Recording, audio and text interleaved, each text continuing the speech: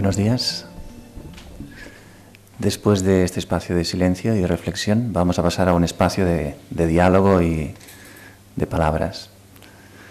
Así que me gustaría que recordarais un momento de vuestra vida en que vuestra conciencia, vuestros valores y vuestras acciones estaban alineados. ¿Cómo estabais? ¿Cómo sentíais en ese momento? ¿Qué os ayudó a tener esa claridad en ese momento? ¿Qué factores intervinieron allí para que hubiera esa claridad en que la conciencia, los valores y la acción estuvieran alineados? ¿Cuáles fueron esas acciones? ¿Qué pasó? ¿Qué ocurrió en ese momento? ¿Cómo fueron y cuáles fueron esas acciones que estaban alineadas con vuestra conciencia, valores y la acción? Y ahora piensa de qué manera podrías mantener esta integridad y esta coherencia en tu empresa, en tu trabajo, en el día a día. Entonces tenéis 20 minutos para hacer una entrevista. 10 minutos uno, 10 minutos el otro. Intentar mirar vosotros esos 10 minutos, aunque si queréis puedo ir pasando yo y avisándolo. Buscar una persona que no conozcáis demasiado.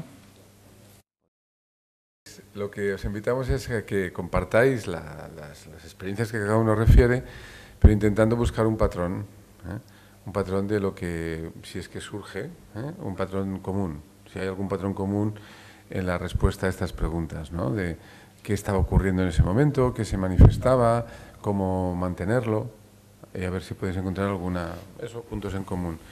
Y entonces, durante esa media hora, además de compartir, os ponéis de acuerdo en cómo expresarlo al conjunto del grupo de forma creativa, ¿no? Es decir, podéis echar mano de un gesto grupal, una representación, como una pequeña escultura, un movimiento suave de algo, una metáfora, o a lo mejor surge pues una frase sintética, una pequeña fábula, lo que sea, una forma expresiva de aportar al conjunto del grupo el aprendizaje de los patrones estos que hayáis podido deducir. Eso es porque de esa manera pues se nos queda más en la memoria, ¿no? Lo que hemos expresado, si utilizamos un poco también nuestra propia expresividad. Y nada más, eso es lo que os proponemos.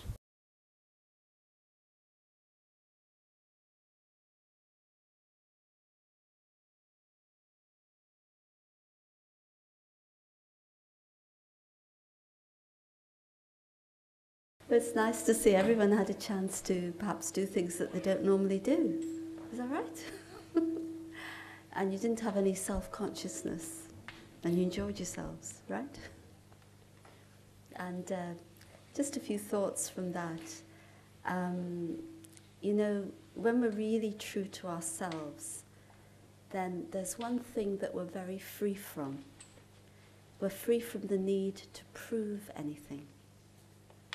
And, you know, when there's truth, truth doesn't need to prove itself.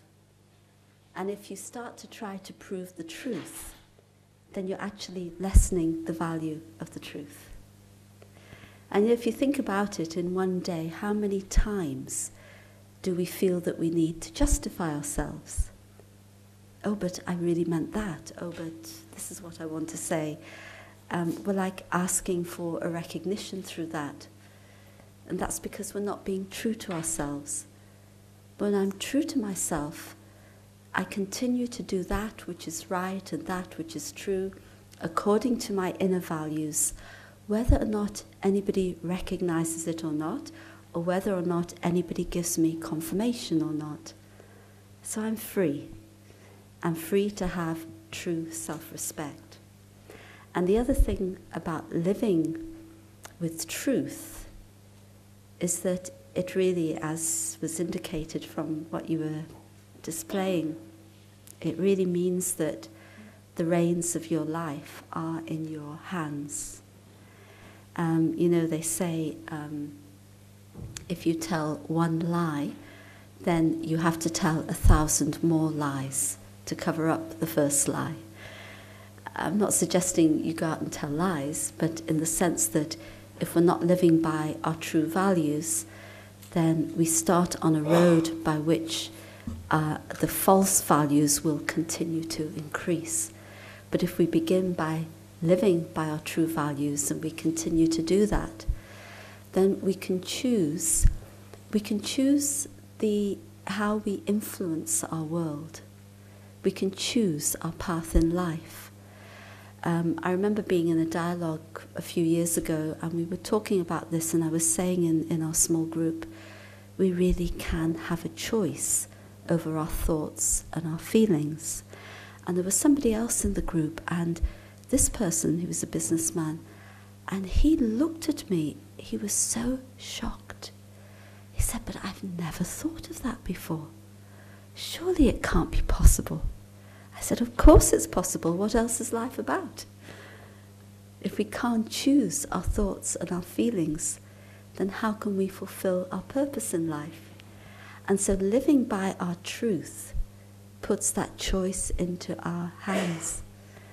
Instead of reacting, I can now respond.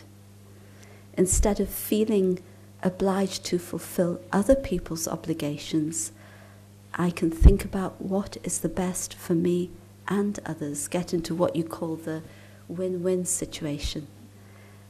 I don't just have to do things because that's what society's doing or because that's what's expected.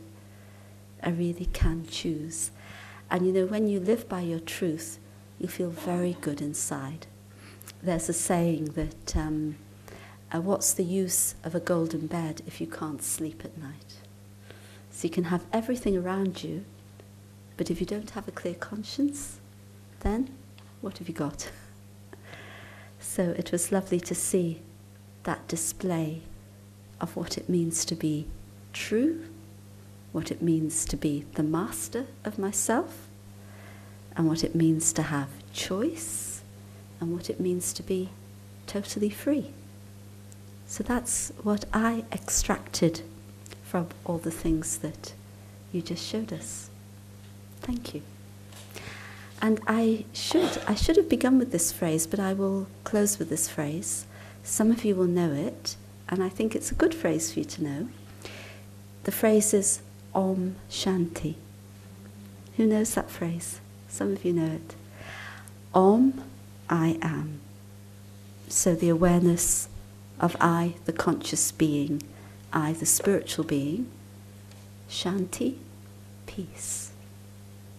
And so very often in the BKs, Brama Kumaris, BKs, when we greet each other, we'll say Om Shanti. When we say goodbye, we'll say Om Shanti. And then sometimes when things are not going right, you say Om Shanti. You can use it in many different ways. But a beautiful reminder that the most important thing is my inner state of peace, and that's who I am. So, Om Shanti.